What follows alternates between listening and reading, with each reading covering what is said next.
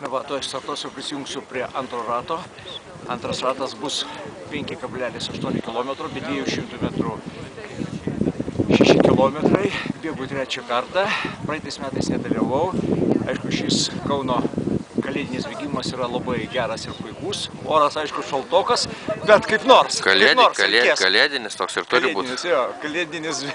Aišku, laikas nebus geras, nes kadangi per daug šalta ir mažiau treniravausi. Bet, na nieko, gal ausų nepamesiu. Gerai, pasiteisinimas priimtas. To startuosiu.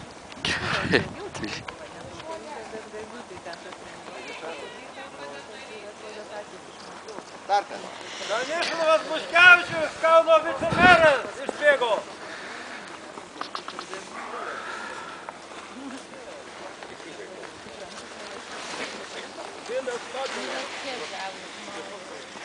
Kodėl pasiemas Tiesiai.